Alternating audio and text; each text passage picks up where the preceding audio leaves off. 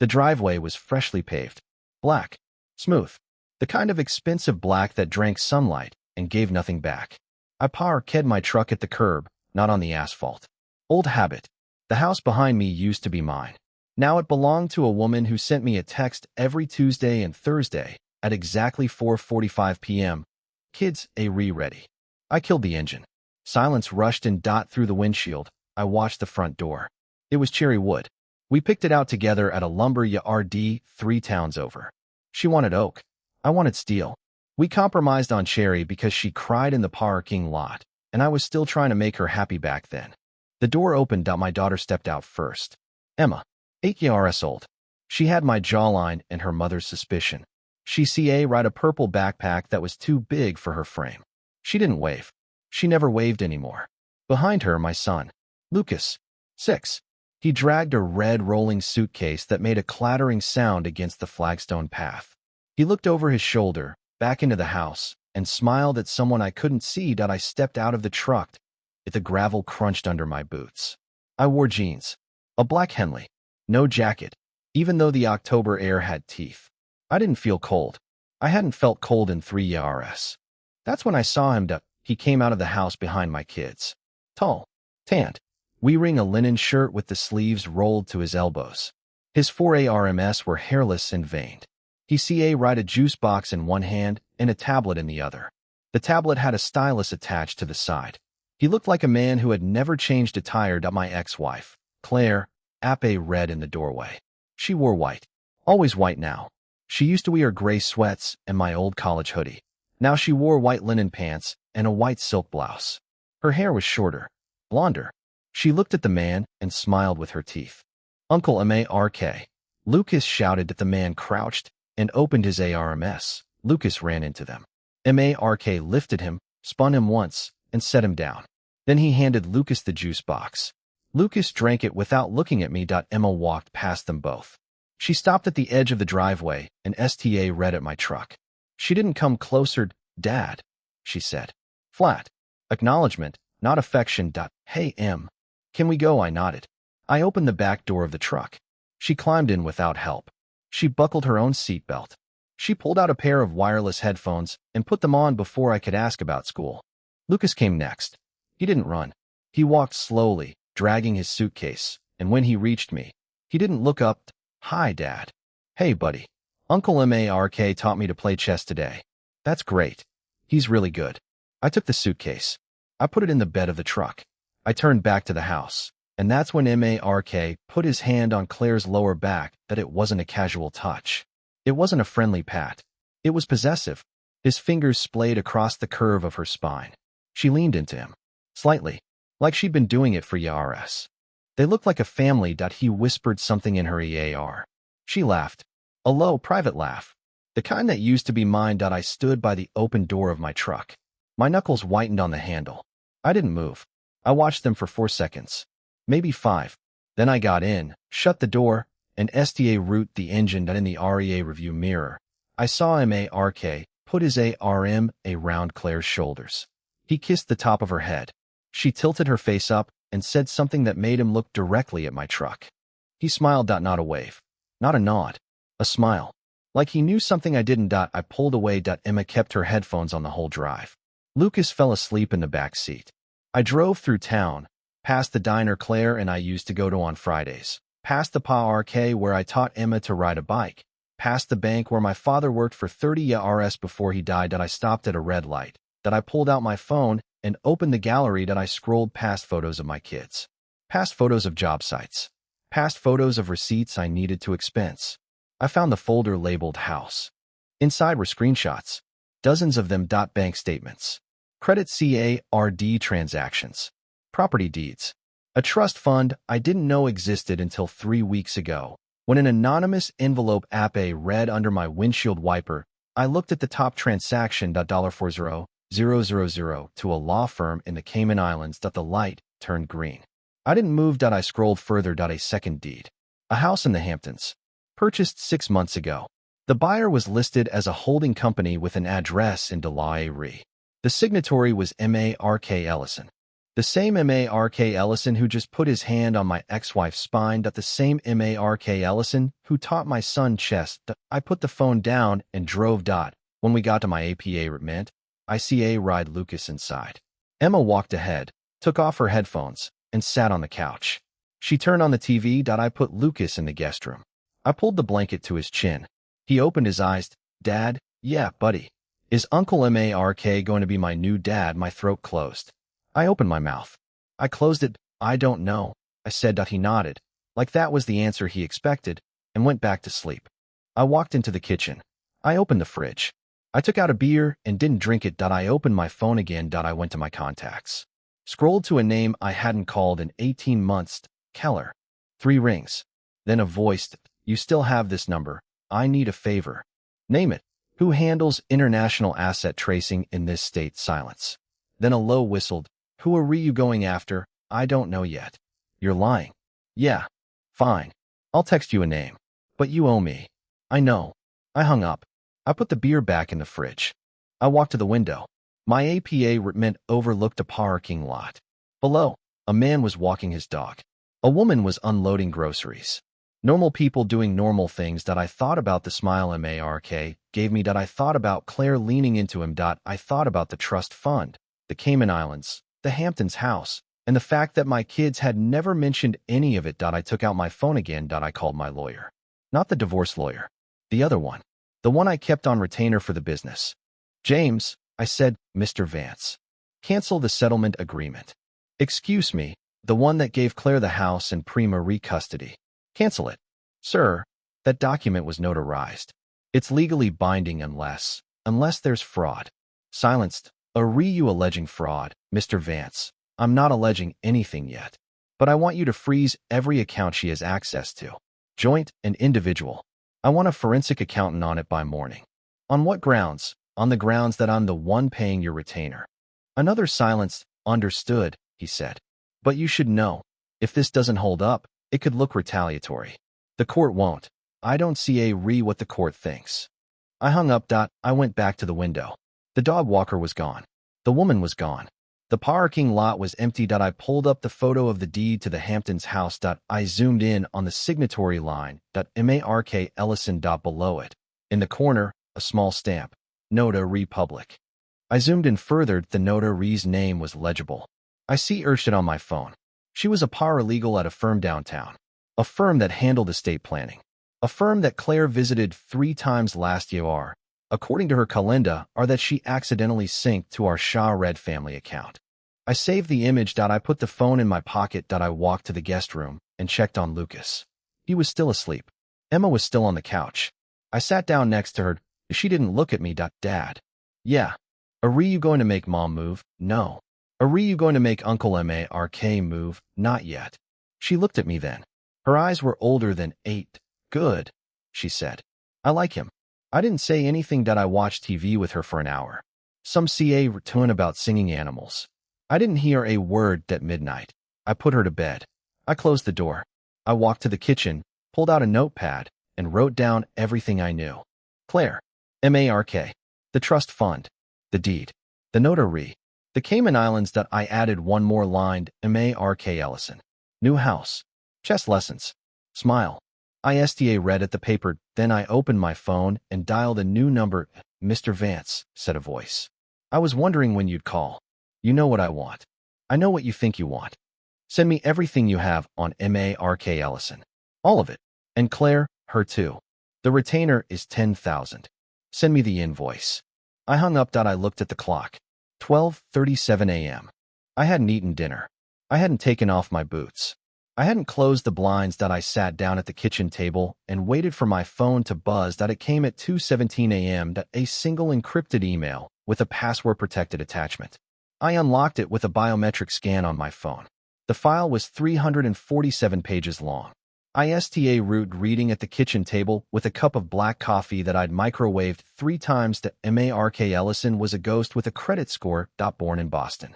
Graduated from a prep school that cost more per semester than my first CAR. Went to a small liberal ARTS college in Vermont. Dropped out after 2 years. No criminal record. No social media presence before being Yuba. His public profile said he was a private investment consultant. His LinkedIn had a headshot in a blue suit and a list of clients that were all initials.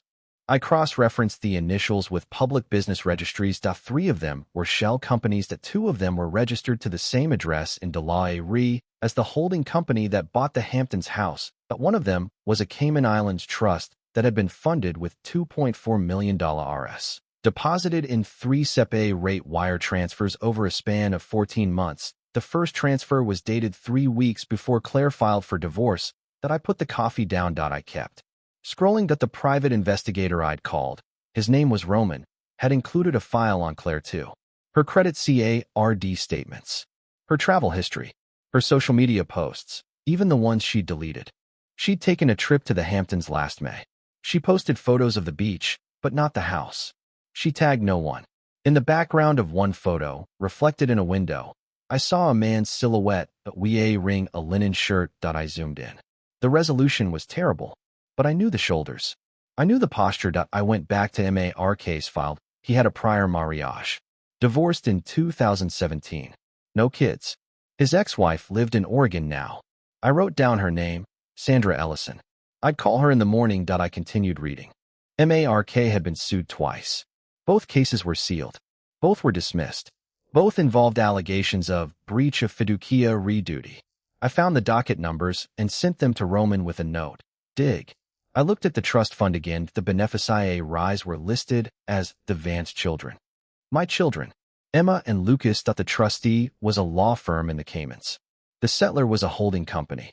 The holding company was owned by Mark Ellison. I read that sentence 3 times. He'd put my kids in a trust fund he controlled. He'd never told me. Claire had never told me. I pulled up the divorce decree. It stated that I agreed to pay child support and alimony.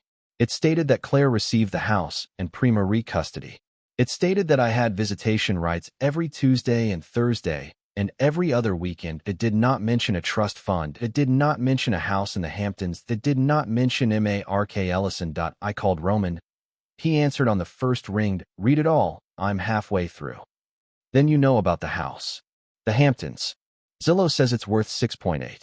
Paid cash. No mortgage. Where'd he get the money?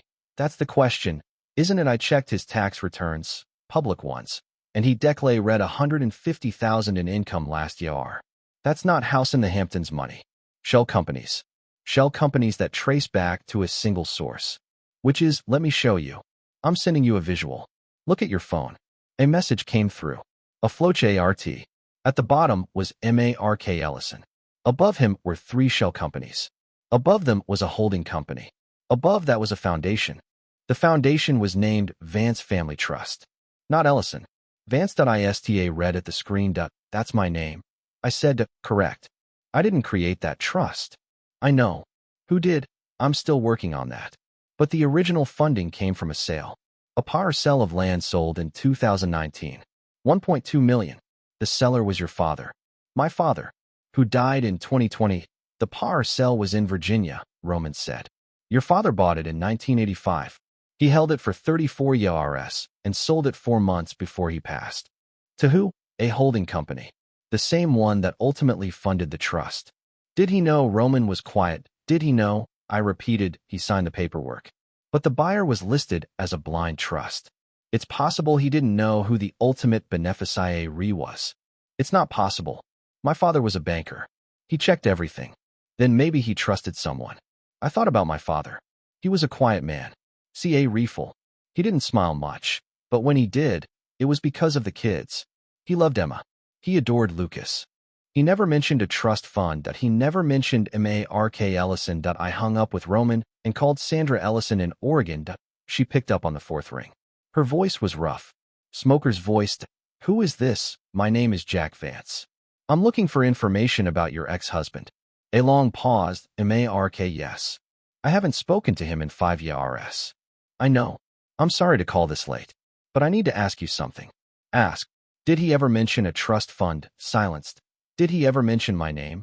I pressed. You're the one with the kids. Yes. She exhaled. I heard a lighter flicked. He used to talk about you. Not by name. He called you the obstacle. Obstacle to what? To the life he wanted. He said you were holding Claire back. He said she deserved more. He said. She stopped. Took a drag. He said if you were out of the picture, everything would fall into place. Was he planning to hurt me? I don't know. But he wasn't a planner. He was a reactor. He reacted to opportunity. And you gave him one. How? You left. You moved out. You let her keep the house. You let her keep the kids. You gave him the opening. I closed my eyes. Thank you. I said. BCA refill, she said. He's not violent. But he's patient. He'll wait you out. I don't have time to be waited out. Then don't wait. She hung up. I went back to the file. I found a receipt for a private jet rental, dated 3 months ago. The jet flew from a small airport outside the city to the Hamptons. The passenger manifest listed 3 names, Claire Vance, Mark Ellison, and a third person I didn't recognize. I reverse image urged the third person's name on social media. He was a real estate agent, specialized in luxury properties. I sent him a message from a burner account. Interested in Hamptons. Need comps on recent sales. He responded within minutes. He sent me a list of properties. I scrolled past them until I found the one that matched Mark's deed. I asked, who bought this one? He responded, we can't disclose buyer info without a formal request. I sent him a screenshot of the deed with the buyer's name blurred. He sent back, that's the property. Off Market deal. Closed in 6 days. Fastest I've ever seen. 6 days cash. No inspections. No contingencies. Who was the seller? Came back to your question. I paid him $300 RS. He sent me the seller's name. It was a company I recognized. My own company. Vance Construction. ISTA read at the screen. I went to my business accounts. I pulled up the sale record for a piece of commercial property I'd offloaded last year. A parcel of land in the suburbs. I'd sold it to a developer. The proceeds went into the company account. But the deed showed a different transfer. The same parcel had been sold twice, once to the developer. Once to a shell company that later sold it to Mark Ellison. Double sale. Double money. I called my CFO. Jerry. It's Jack. Jack, it's 2 in the morning. I need you to look up a transaction for me. PA Resell 4482. Last year. Who signed the final deed? Jack, I'm not at my desk. Who signed it? He paused. I heard him walking. A drawer opened. I'm pulling it up. Here. The signatory was Claire Vance. Claire. She had power of attorney for your business. You gave it to her during the divorce proceedings. I revoked it. Not in writing. She still had access. Did she sell that parcel? Technically, she transferred the deed to a third party. The funds went to a separate account, not the company account. What account? I don't know. The transaction was flagged as a transfer to a subsidiary. There is no subsidiary. Silence. Jerry. Jack, I didn't know. She told me it was part of the settlement. She said you'd agreed to it. Did you verify? Jack, she was your wife. I assumed. You assumed wrong. I hung up. I sat in the dark. My coffee was cold again. I didn't reheat it. I looked at the kitchen clock. 3:12 a.m. I pulled up the photos I'd taken of the deed. I read the signature on that document to Claire's signature on our divorce papers. They matched. She'd forged a deed. She'd transferred company assets to a shell company. She'd used the proceeds to fund a trust for our children, controlled by her new boyfriend. And she'd made sure I never saw a dime. I called Roman. I need a timeline. I said, of what? Of every meeting, every phone call, every email between Claire Vance and Mark Ellison, going back 2 years. That'll take days. You have 12 hours. Jack, 12 hours. I hung up. I went to my laptop. I pulled up my email account. I found the original divorce settlement agreement. I scrolled to the financial disclosures. Claire had listed assets totaling $200,000 RS. She hadn't listed the trust. She hadn't listed the Hamptons house. She hadn't listed the proceeds from the double sale. Perjury. I saved a copy. I opened a new document and began typing. Petition for emergency custody modification. Below it, I listed the grounds: fraud, perjury, financial exploitation, and the concealment of assets. Below that, I added a line. Respondent is a flight risk. I didn't know if that was true, but the Hamptons house had a private airstrip in EARBY, and Mark Ellison had access to private jets. I printed the document. I signed it. I sealed it in an envelope and wrote the courthouse address. Then I called James again. Jack, he said. He sounded tired. Listen to me. I'm filing an emergency motion in the morning. I need you to be ready. For what? To argue that Claire committed fraud and that Mark Ellison is a pa Rudy to it.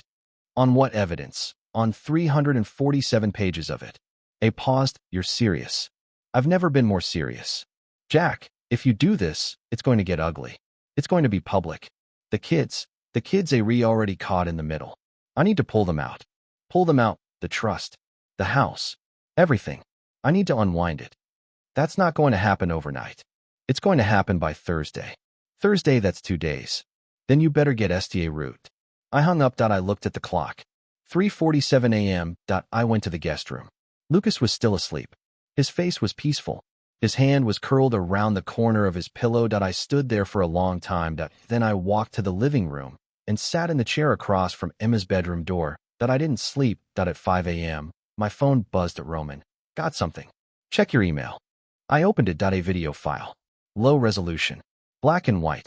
Security camera footage from a bank. The timestamp was dated 3 weeks after Claire filed for divorce. Claire and Mark walked into the bank together. They approached a teller. Claire handed over a document.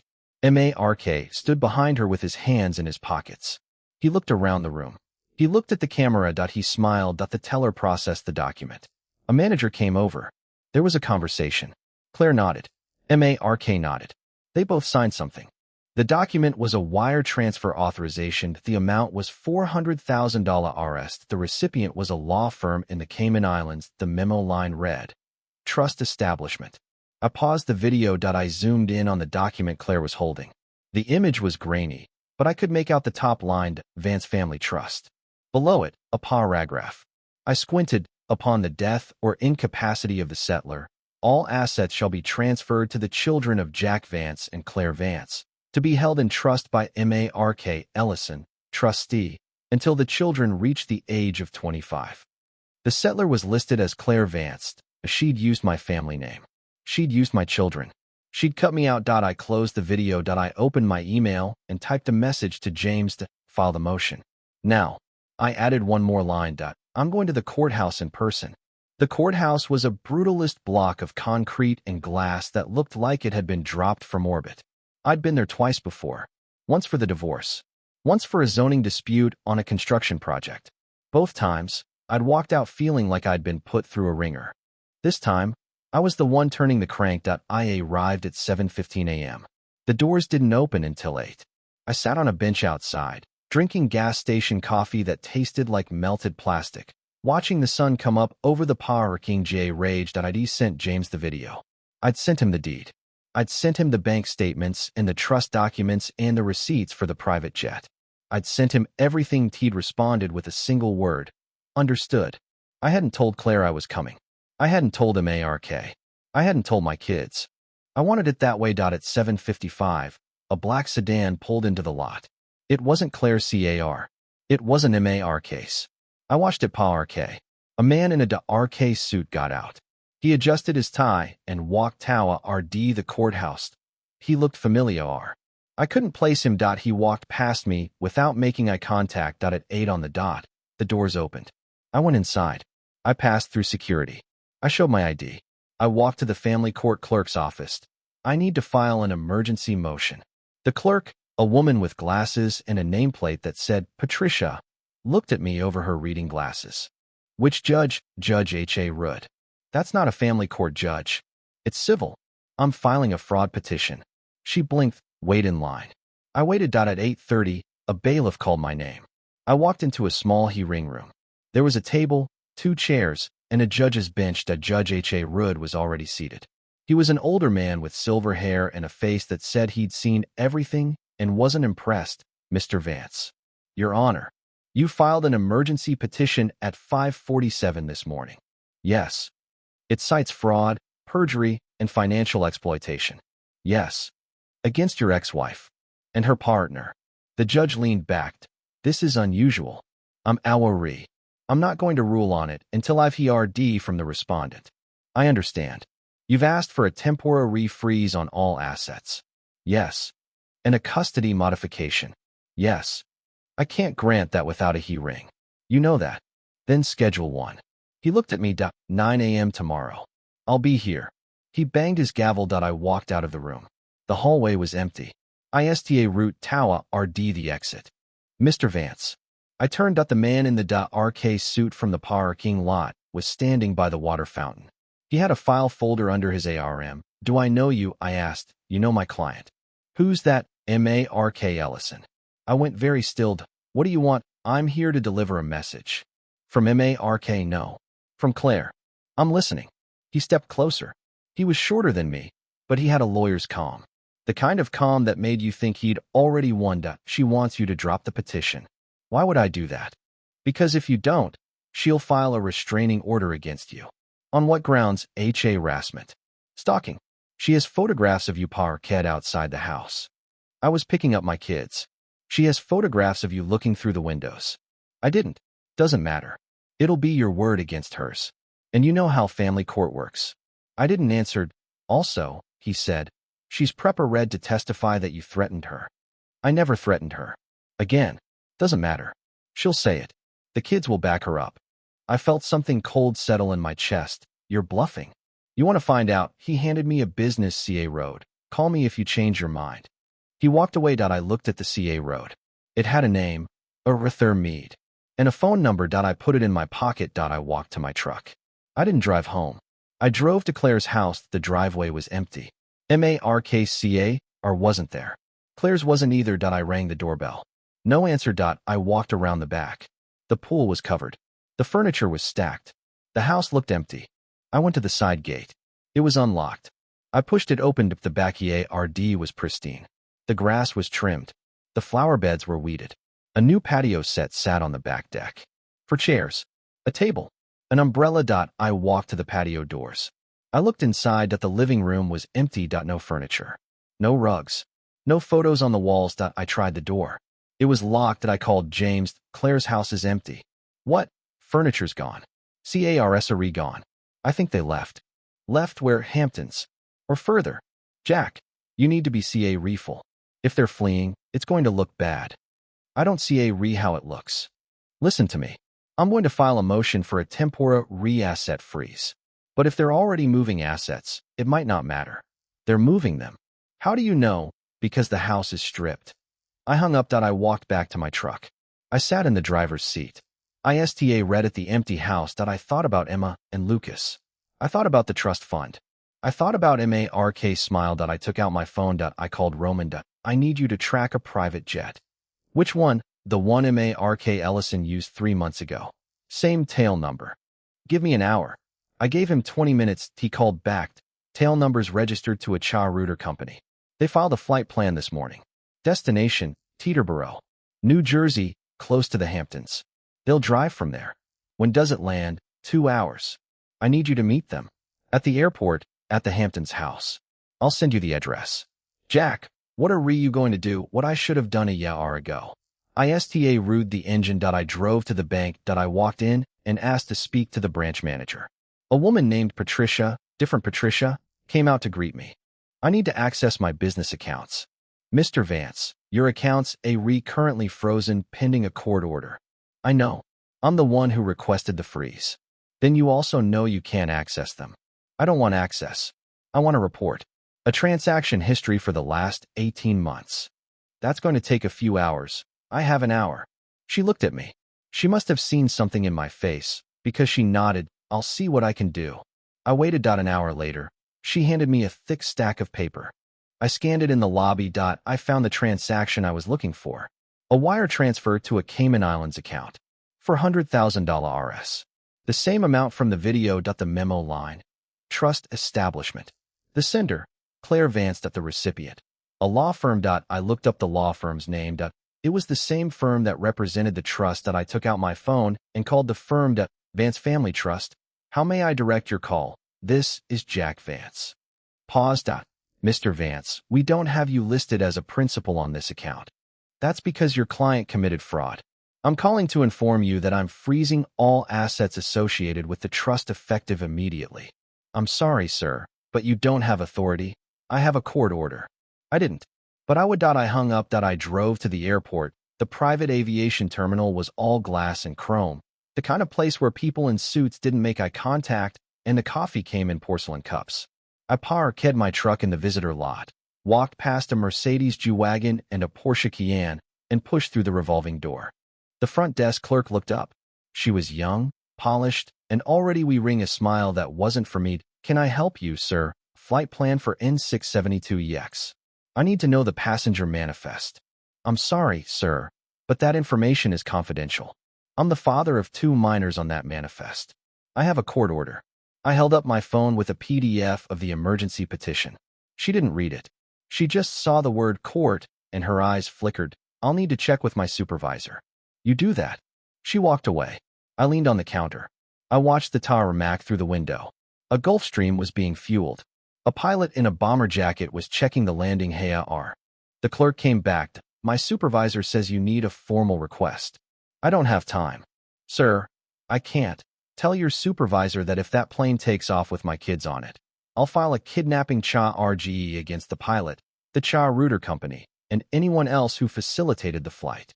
She blinked. "Sir, that's a serious accusation. It's a fact." She picked up the phone. She spoke in a low voice. She hung up. She said, "I can give you the manifest." "Go ahead." She printed a sheet, slid it across the counter. Passenger names: Claire Vance, Lucas Vance, Emma Vance, Mark Ellison. No last name for Mark. Just Mark. I took the paper. "Is the pilot here?" "He's in the lounge." I walked to the lounge. It was a small room with leather chairs and a TV playing muted sports. A man in his 50s sat on the couch, reading a newspaper. He looked up when I walked in. "Mr. Vance, you know who I am." I recognized the name. "Your ex-wife mentioned you." "Did she mention I'm filing a kidnapping charge?" He folded his newspaper. "She said you try something." "Try something?" "She said you've been unstable." Harassing her. Sending threats. "Is that what she told you?" "I'm just the pilot, Mr. Vance. I don't get involved in family drama. But if you're here to stop this flight, you should know I've already filed a flight plan, and I'm legally obligated to follow it unless I'm presented with a court order." "I have one." "Let's see it." I didn't have it. "Not yet. Court's at 9 tomorrow morning. You'll get your copy." He shook his head. "Then I'm flying." "Where are they going?" "Hamptons. Just like the plan says." After that, none of my business. He got up. He walked past me and out the door. Tower RD the tower Mac. I followed him. I watched him climb into the Gulfstream. I watched the engine start. I watched the plane taxi to the runway and take off. I pulled out my phone. I called Roman. "They're airborne." "Where?" "Hamptons. ETA 2 hours." "I'm already on my way. I've got someone watching the house." "Don't engage. Just observe." "Understood." I walked back to my truck. I didn't go to the Hamptons. I went back to the courthouse. Judge Rudd wasn't on the bench. His clerk was in a small office off the main hallway. She was a young woman with a headset and a stack of files. "I need an emergency," he rang today. "Judge Rudd is in trial until 4 p.m. "I'll wait." "Sir, he won't see you." "He will." I sat in the hallway. I waited for 3 hours. At 3:47, the door opened. Judge Rudd walked out. He saw me and stopped. "Mr. Vance." "Your Honor, I told you. Tomorrow. I have new evidence." "Of what?" "Flight plan. My ex-wife is fleeing the jurisdiction with my children." He looked at me. "Fleeing?" "I have the manifest." The pilot confirmed. "They're in the Hamptons right now." "They didn't tell me. They didn't get my permission." "Claire has prima custody." "The trust fund, Your Honor." "The fraudulent deed." "The perjury." "She's moving assets out of state. Possibly out of the country." He was quiet. "Come to my chambers." He walked down the hall. I followed. Inside his office, he sat behind a desk. He removed his glasses and rubbed his eyes. "You have proof of fraud?" "Yes." "Beyond a reasonable doubt. Clear, and convincing." "Show me." I pulled up the documents on my phone. He skimmed them. He read the bank statements, the deed, the trust documents, the video from the bank. He looked at me. "This is serious." "Very." "Claire signed these documents?" "Yes."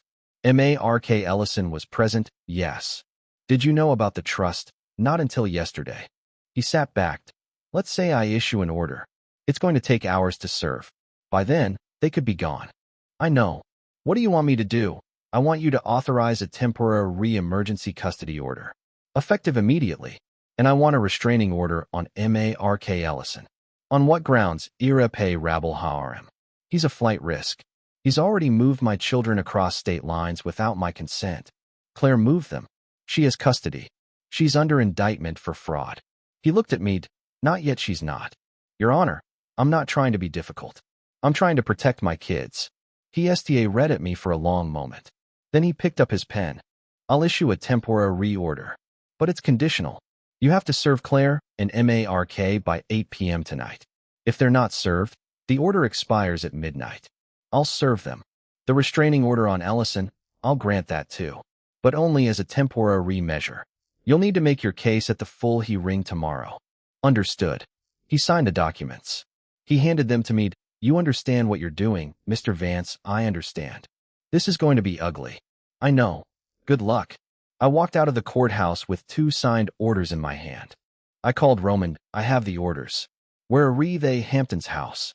They landed an hour ago. They're inside. Don't let them leave. I'm parked down the street. I've got eyes on the front door. Text me the address. He sent it. I got in my truck and drove. The drive took 3 hours. I didn't stop for gas. I didn't stop for food. I didn't look at my phone. I just drove. When I pulled into the Hamptons, the sun was setting. The houses got bigger. The trees got taller. The air smelled like salt and money. Roman was parked under a willow tree at the end of a cul-de-sac. I pulled up behind him and killed the engine. He got out. He was a wiry man with a 5 o'clock shadow and eyes that missed nothing. They've been inside since they arrived. No movement. No cars. But there's a back gate that leads to a private beach. Any boats? Not that I could see. But there's a dock.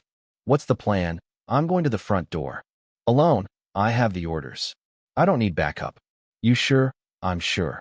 I got out of the truck. I walked toward the house. It was a modern glass box. 3 stories. Floor-to-ceiling windows. A driveway paved with cobblestones. A fountain in the center. I walked up the steps. I rang the doorbell. No answer. I rang again. The door opened. Mark Ellison stood in the doorway. He wore a cashmere sweater and ba feet. He looked relaxed. He looked like he owned the world. Jack, he said. I was wondering when you'd show up. Where are my kids? They're inside. Having dinner. You want to come in? I'm not here for dinner. He looked at the papers in my hand. What are those? Emergency custody order. And a restraining order. His smile didn't waver. Against me, against you and Claire. Let me see. I handed them to him. He read them. He read them again. Then he laughed. Jack, you can't be serious. These are tempora. They expire at midnight if they're not served properly. I'm serving them now. No, you're not. He stepped back and reached behind the door. When he brought his hand back, he was holding a lighter. He flicked it. He held the flame to the corner of the documents. The paper curled. The ink SMA red. The words Desape read. I watched them burn. There, he said. I think you dropped something. The paper curled into black flakes and drifted to the cobblestones. Mark watched them fall with the same smile he'd given me in the REA review mirror. He ground the remaining ember into the stone with his ba foot, slow and deliberate. That was a mistake, I said. Was it? Because it felt pretty good. He leaned against the doorframe, folded his arms. The cashmere pulled tight across his chest. He looked like a man who had just won a hand he hadn't even been playing. You came all this way. 3 hours. No traffic. No stops. That's dedication. I respect that. But you need to understand something, Jack. Those papers don't exist anymore. No record of them on my doorstep. No proof they were ever served. And without proof, they expire at midnight. You just burned a court order. I burned a piece of paper with your signature on it. There's a difference. He stepped onto the porch. The door closed behind him. He was foot on the cold stone, but he didn't seem to feel it. Claire and the kids having pasta inside. They're happy. You should see them. Lucas asked for seconds. Emma laughed at something on the tablet. They're not thinking about you, Jack. They're not thinking about the house in the suburbs, or the divorce, or the trust fund. They're just living. You put my kids in a trust you control. I put your kids in a trust that protects them. There's a difference. You sold my land twice. The land was a tool. The trust is a shield. Everything I did was to make sure Claire and the kids were secure. You couldn't provide that. I could. I stepped closer. He didn't flinch. You and Claire committed fraud. You forged a deed. You lied under oath. You moved assets across state lines without my consent. That's not protection. That's theft. Call it whatever you want. It's done. The money's in the Caymans. The house is in my name. The kids are inside, eating pasta, and they don't know a single thing about any of this. You want to change that? You want to walk in there and tell them their mother is a liar? Tell them the man who plays chess with Lucas is a thief. He was right. I couldn't walk in there and do that. Not tonight. Not while they were eating and laughing and thinking the world was whole. But I didn't have to. I pulled out my phone. I opened the camera app. I pointed it at the pile of ash at my feet. What are you doing? Mark asked, documenting. Documenting what? You burning a court order. On video. With timestamps and GPS, redinates. His smile flickered. Just for a second, that's not admissible. You didn't have my consent. It's a public porch. No expectation of privacy. And even if it's not admissible, the judge will still hear about it. Because I'm going to tell him. And then I'm going to show him the video. And he's going to ask himself why a man who has nothing to hide would burn a court order on his doorstep. That video proves nothing. It proves you were served. That's the only proof I need. He stepped four-way road. His feet hit the ash. He didn't look down. You think this is a game? No. I think this is the moment you made a mistake. He was close now. Close enough that I could smell his cologne. Something expensive. Something that didn't belong on a man who had never built a thing in his life. What are you going to do, Jack? Call the police? They'll take my side. Claire will back me up. The kids will back me up. You're alone. I'm not alone. I held up my phone and hit record again. Mark Ellison. You are hereby served with a temporary restraining order and an emergency custody modification. The papers you burned are still legally valid. The original copies are in a sealed file at the courthouse. You destroying them doesn't change that. His jaw tightened. You're bluffing. I don't bluff. I lowered the phone. I looked past him, through the glass wall of the house. Inside, I saw Claire. She was standing in the kitchen, her back to the window. She was wearing white again. She was stirring something on the stove. Behind her, at the dining table, I saw Lucas. He was holding a fork. He was laughing at something Emma was saying, that they looked peaceful, that they looked like they belonged there. And that was the part that made my blood run cold. Because they didn't belong there. They belonged in a house that was stripped in a school they knew. With a father who had never stopped fighting for them. You think this is about money? I said. It's not. Then what is it about? It's about the fact that you took my kids and made them think you're their father. You played chess with my son. You kissed my daughter on the forehead. You stood in my house, the one I paid for, and you acted like you were the one who belonged there. I did belong there. Because Claire wanted me there. Claire wanted security. She wanted a man who didn't work late. She wanted someone who could buy her the Hamptons. She didn't want you. She wanted what you could give her. His face went still. The smile was gone. You don't know what she wanted. I know what she signed. I know what she lied about. And I know that you were the one holding the pen. He stepped back. He picked up the phone from the porch railing. I hadn't even seen it there. You want to know something, Jack? What? The trust. The Caymans. The house. The double sale. It wasn't all Claire. She didn't have the nerve. I did. I built it. I planned it. I made sure you would be too slow to stop it. You just admitted to conspiracy on video. He looked at my phone. I'm not on your phone. He held up his own. He'd recorded the whole conversation. You just admitted to threatening me and attempting to coerce a confession. That's going to look great in court. ISTA read at him. You recorded me. I record everything. That's what you do when you're in my position. You plan for every outcome. You expect the unexpected. And you always have a backup. He pocketed the phone. You walked into my home. You threatened me. You tried to serve papers that don't exist anymore. And now you're standing on my porch, making accusations you can't prove. Do you really think that's going to play well with a judge? I think the judge is going to see you for what you are. And what's that? A man who's about to lose everything. He laughed again, but it was shorter this time. H.A. Ryder, go home, Jack. Go back to your APA met. Go back to your truck. Go back to your life without them. Because that's what it's going to be from now on. You lost. You just don't know it yet. He opened the door. He stepped inside. Good night, Jack. The door closed. I stood on the porch. The ash had blown away in the wind. My phone was still recording. I stopped it and saved the file. I walked back to Roman CA. He was standing by the driver's door. A RMS crossed. He burned the papers? Yeah. You got it on video? I got everything on video. Then we still have a case. We have more than a case. I opened my truck door. I pulled out the file folder I'd left on the passenger seat. Inside were copies of the original court orders. Signed, sealed, certified by the clerk. I'd made 3 copies before I left the courthouse. One for Mark, one for Claire, one for the judge. He destroyed 1 copy, I said. I have 2 more. You're going to serve him again? I'm going to serve Claire. Inside the house. While he's watching. Jack. She's going to call the cops. Let her. I walked back to the house. I didn't ring the doorbell. I knocked. H.A. Road. The door opened again. Mark's face ape red. His eyes went to the file folder in my hand. You've got to be kidding me. Claire, I said. Loud enough for her to hear. She ape read behind him. Her face went pale. Jack. What are you doing here? I'm here to serve you. Serve me what? I handed her the 2nd copy of the orders, emergency custody modification. Temporary restraining order against Mark. You've been served. She looked at the papers. Her hand trembled. This is ridiculous. It's the law. Mark stepped in front of her. You're not doing this in front of the kids. The kids are in the other room, I said. They didn't see anything. But they're going to see everything tomorrow. In court.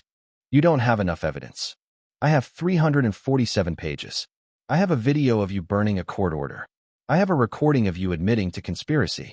I have a CFO who's willing to testify. And I have a judge who's already signed the first order. Mark went quiet. You're done, Mark. You're just too arrogant to see it yet. I turned to Claire. Tomorrow, 9 a.m. I'll see you in court. I walked back to my truck. I didn't look back. I drove back to the city with the windows down and the October air cutting through the cab of my truck. The sky was black. The highway was empty. I passed the exit for the old house and kept going.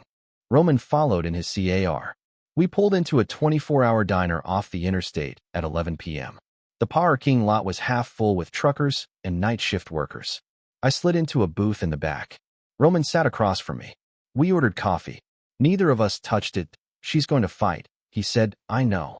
She's going to say you threatened her. She's going to say you harassed her. She's going to bring up every argument you ever had, every late night at work, every missed birthday party. She's going to paint you as the villain. Let her. He leaned 4-way road. Jack, I've seen this before. Family court is not about truth. It's about perception.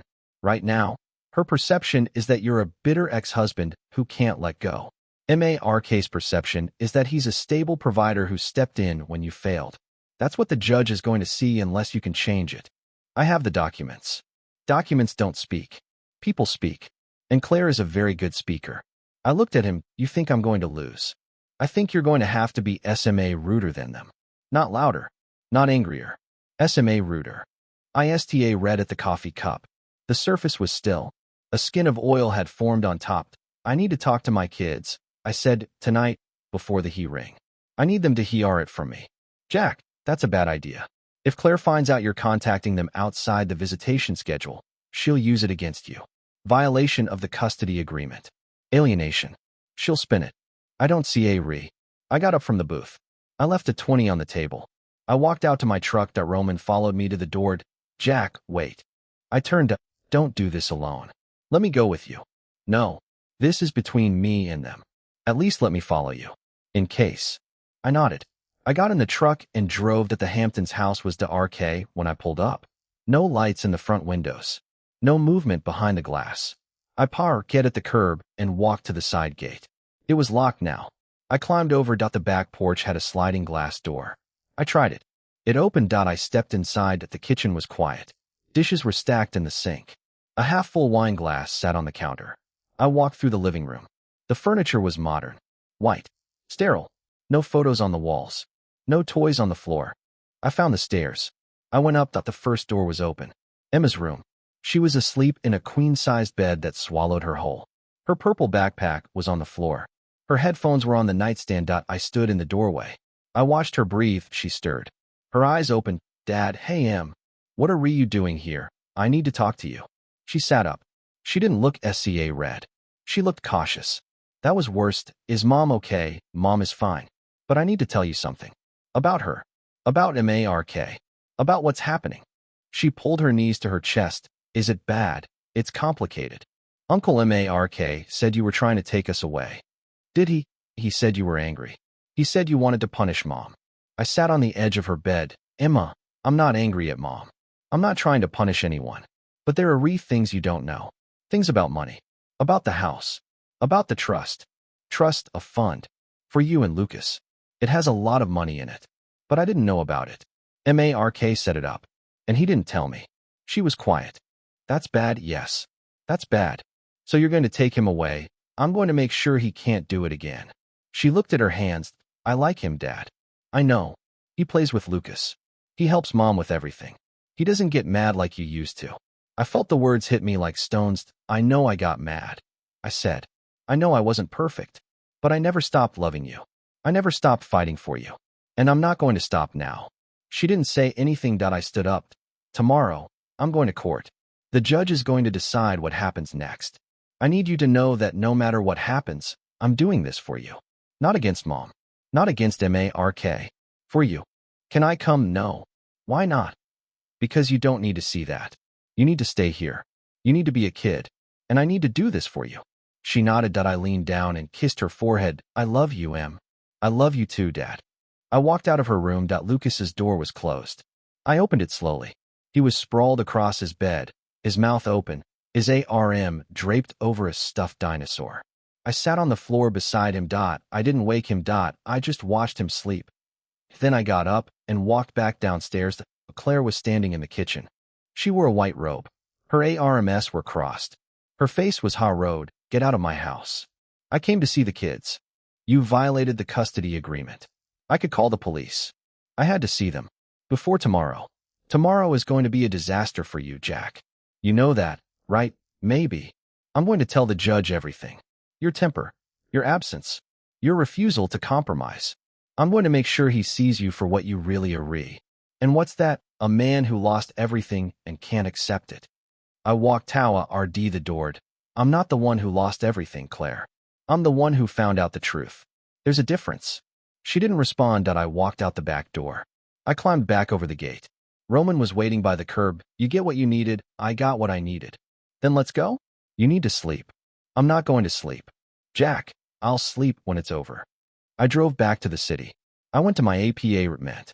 I showered. I changed into a RK suit. I looked at myself in the mirror. I looked tired. I looked older.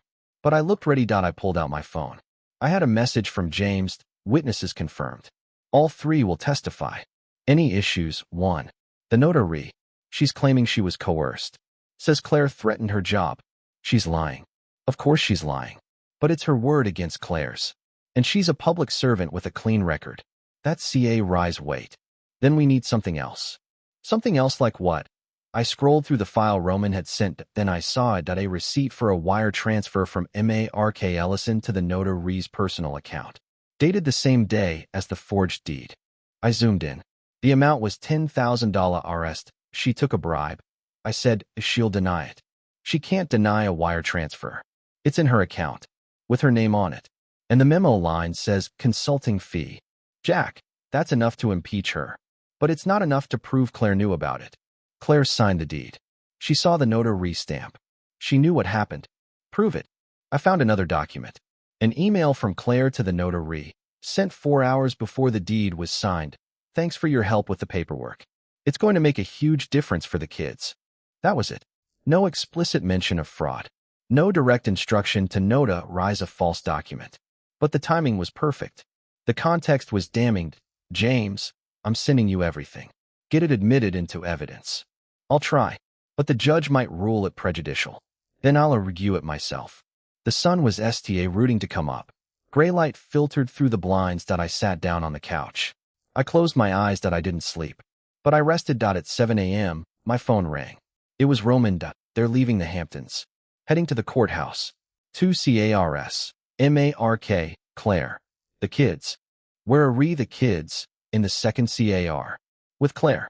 Mark's driving separately. Good. Good. I didn't want them all in the same CAR. I need him separate. Why? Because I'm going to do something in the parking lot that Claire doesn't need to see. I hung up. I put on my jacket. I picked up the file folder. I walked out the door. The courthouse parking lot was half empty when I arrived. I found a spot in the front row. I waited. Markca are pulled in 20 minutes later. A black BMW. He parked in the corner, away from the cameras. I got out of my truck that I walked Tawa RD him that he saw me coming. He didn't get out of his CA or that I knocked on his window. He rolled it down. You actually think you're going to win this? He asked. Claire doesn't know what you did. I said, Claire knows everything. Does she know about the notary the bribe, the $10,000 RS? His face went pale. She doesn't know anything about that. Then you lied to her. I protected her. Same thing. I held up a piece of paper. The wire transfer receipt. I have this. I have her. I have everything. He read at the paper. What do you want? I want you to withdraw from the he-ring. I want you to sign a statement saying that you acted alone, that Claire had no knowledge of the fraudulent documents. And I want you to dissolve the trust. And if I don't, then I put this on the record. I tell the judge about the bribe. I tell her about the Hamptons. I tell her about the double sale. And then I tell her about Claire. He was quiet. Claire will never forgive you if you do that. Claire won't know. You'll take the fall. You'll tell her you made a mistake. You'll say you were trying to protect her. You'll walk away clean. She'll believe you. And the kids, I'll tell them the truth. When they're old enough. He looked at his hands, signed the paper. Walk away. And I won't put your face on the front page of every newspaper in this state. He reached out. He took the paper. He signed it. The courtroom smelled like old wood and stale coffee. Fluorescent lights hummed overhead. I sat at the respondent's table, my file folder read in front of me, my hands flat on the polished surface. James sat beside me, his tie loose, his eyes scanning the gallery. The room was half full. A few reporters in the back. A bailiff by the door. Claire's lawyer, Arthur Meade, sat across the aisle with the smug stillness of a man who had already counted his feet. Claire walked in at 8:57. She wore a cream-colored blazer and heels that clicked against the floor like a metronome. She didn't look at me. She sat next to Meade and placed a single leather portfolio on the table. She folded her hands. She read straight ahead to Mark, didn't come in with her. I waited. The bailiff called the court to order. Judge H.A. Rood entered from a side door. He sat, adjusted his glasses, and surveyed the room. Case number 4421. Vance versus Vance. Emergency custody modification and fraud petition. He looked at me. Mr. Vance, you filed this motion. Yes, Your Honor. You've asked for a temporary freeze on assets and a modification of the current custody arrangement. Yes. On what grounds? Fraud, Your Honor. Perjury. Financial exploitation of marital assets. And concealment of a trust fund established without my knowledge. Judge H.A. Rood turned to Claire's table. Mrs. Vance, how do you respond? Meade stood. Your Honor, my client categorically denies all allegations. She asserts that the trust fund in question was established for the benefit of the children, with full transparency, and that Mr. Vance's claims are retaliatory and baseless. Transparency, I said. I didn't stand. I just spoke. Judge H.A. Rood held up a hand. You'll have your turn, Mr. Vance. Meade continued. My client has primary custody. She has provided a stable home. She has acted in the best interest of the children. Mr. Vance is a disgruntled ex-husband who is attempting to weaponize the court system to punish his ex-wife. Saturday, Judge H.A. Rood looked at me. Your evidence, Mr. Vance. I stood. I opened my file folder. I pulled out the bank statements, the deed, the trust documents, the video stills from the bank. I handed them to the bailiff, who read them to the bench. Judge H.A. Rood read through them in silence. His eyes moved slowly. His expression didn't change. This is a substantial document, he said. 347 pages, I said. Each page corroborates the next. Where did you obtain these? From bank records, public registries, and a private investigator I hired 2 days ago. A private investigator. His name is Roman Keller. He's in the gallery. He can testify to his findings. Judge H.A. Rood glanced at the gallery. Roman was sitting in the third row, a RMS crossed, watching. And these documents show what, exactly. I walked to the center of the room. I faced the bench. Your Honor, Claire Vance conspired with Mark Ellison to defraud me of company assets. She used a power of attorney I had granted during our marriage to transfer a commercial parcel of land to a shell company. That shell company then sold the same parcel to a third party, generating proceeds that were funneled into a trust fund controlled by Mark Ellison. The beneficiary rise of that trust my children. The trustee is Mark Ellison. I was never informed. I never consented. And Claire committed perjury when she failed to disclose these assets in our divorce proceedings. Claire's face was still. Her hands were still folded. But I saw her knuckles go white. Judge H.A. Rudd leaned forward. You're alleging fraud and perjury. Yes, Your Honor. On what basis? I handed the bailiff another document. The video still. This is footage from a bank security camera. It shows Claire Vance and Mark Ellison authorizing a wire transfer of $400,000 Rs to a law firm in the Cayman Islands. The memo line reads, Trust Establishment. The trust was established 3 weeks after Claire filed for divorce, using funds derived from the fraudulent sale of my property. Meade stood. Your Honor, that footage is not authenticated. My client was not aware of the legal implications of that transfer. Then she's incompetent, I said, or she's lying. Judge H.A. Rudd raised a hand again. Mr. Vance, your passion is noted, but I need more than allegations.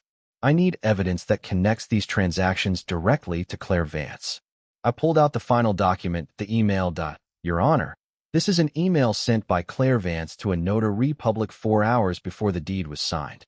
It reads, Thanks for your help with the paperwork. It's going to make a huge difference for the kids.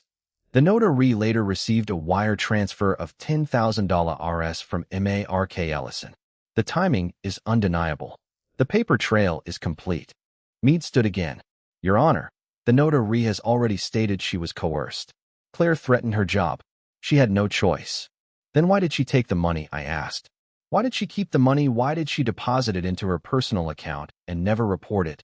The room went quiet. Judge H.A. Rudd looked at the email. He looked at the wire transfer receipt. He looked at the deed. Then he looked at Claire. Mrs. Vance. Do you have anything to say? Claire stood. Her hands were trembling, but her voice was steady. Your Honor, I did what I thought was right for my children. Jack was absent. He was angry. He was unreliable. I found someone who could provide stability. Someone who could protect us. I didn't know about the money. I didn't know about the land sale. I trusted Mark. He told me it was all legal. Did you sign the deed? Yes. Did you read it? I trusted. Did you read it? She was quiet. Your Honor, I was trying to protect my kids. I'm not asking why, Judge H.A. Rudd said. I'm asking whether you committed fraud. I didn't think of it that way. That's not an answer. He set down his pen. He removed his glasses. Mrs. Vance, this is a serious matter. You've been accused of fraud, perjury, and financial exploitation. The evidence before me is substantial. More than substantial. It's damning. Meade spoke. Your Honor, we request a continuance. We need time to review the documents and prepare a proper defense. Denied. Your Honor, Mr. Meade, I've seen enough. He turned to Meade. Mr. Vance, you filed an emergency motion. You've provided clear and convincing evidence of fraud. I am granting your request for a temporary asset freeze. All accounts associated with Claire Vance and Mark Ellison are frozen until further notice. The trust fund is placed under court supervision. The Hamptons property is to be secured, and custody of Emma and Lucas Vance is temporarily modified. Mr. Vance, you will have prima custody pending a full hearing. Claire gasped. Your Honor, no, this is temporary, Mrs. Vance. But based on the evidence before me, I cannot in good conscience leave your children in a home where financial fraud was committed in their names. They are innocent, but they are also vulnerable, and I will not risk their safety. Meade stood. On what grounds is custody being modified? There's been no allegation of physical harm. Fraud is harm, Mr. Meade. Financial fraud is harm. Lying under oath is harm. And using children as beneficiaries rise of a fraudulent trust is a form of exploitation that I will not tolerate. He banged his gavel. The court is adjourned until the full hearing. Mr. Vance, you agree to take custody of the children immediately. Mrs. Vance, you are ordered to comply. Any violation of this order will result in immediate sanctions. He stood and walked out. The room erupted in whispers. Claire sank into her chair. Her face was pale. Her composure was gone. Meade leaned over and whispered something in her ear. She shook her head. She stood. She walked toward Meade. You did this, she said. I fixed this. You ruined everything. I protected my kids. She read at me. Her eyes were wet, but they were also harrowed. Rider than I'd ever seen. Mark was right about you, she said. I don't see what Mark thinks.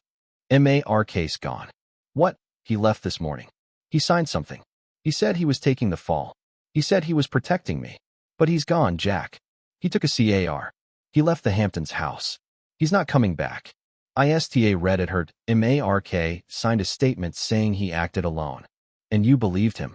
I didn't answer. He's a coward, she said. He left me to face this alone. Then you know how I felt. She looked at me. For a moment, something flickered in her face. Regret. Or shame. Or something else I couldn't name. Where are the kids? I asked, outside. With a friend. I'm taking them. I know. She didn't stop me. I walked out of the courtroom. Emma and Lucas were sitting on a bench in the hallway. Emma had her headphones on. Lucas was drawing on a piece of paper. They looked up when I approached. Hey, I said. Hey, Dad. Emma said. Lucas dropped his crayon. Where's Mom? She's inside. She'll be out soon. But I'm going to take you guys with me for a while. To your APA meant, yes. Forever, I crouched down. I don't know what forever looks like. But I know what today looks like. And today, you're coming with me. Lucas looked at Emma. Emma nodded. I took Lucas's hand. He took his suitcase. We walked out of the courthouse together. I looked back once. Claire was standing in the doorway. She didn't wave. I put Lucas in the truck.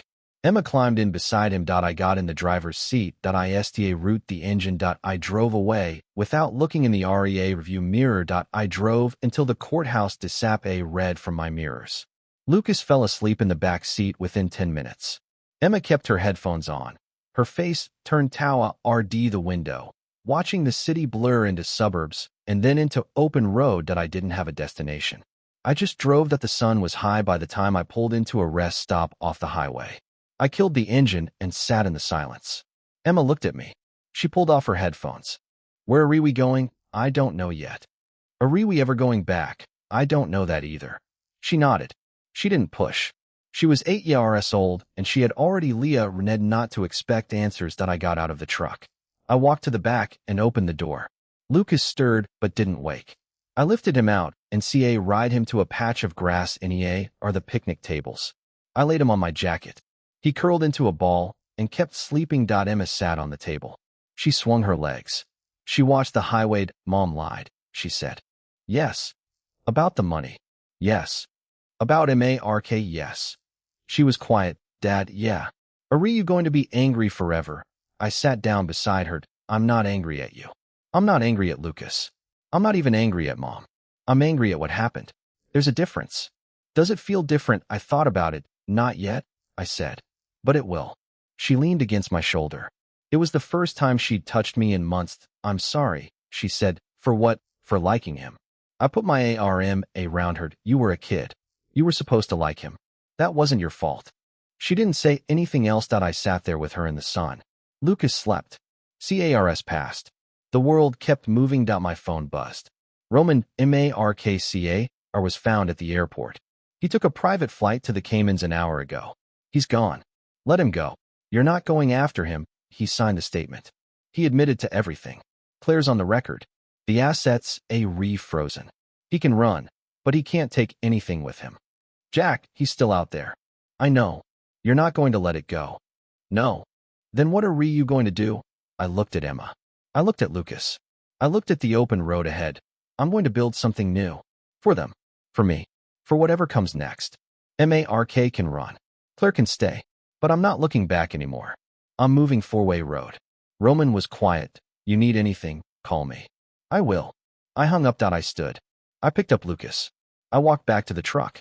Emma followed. I opened the door. I put Lucas in his seat. I helped Emma climb in. I got behind the wheel. I looked at the REA review mirror. The rest stop was empty. The highway was clear. ISTA root the engine. I pulled onto the road and drove.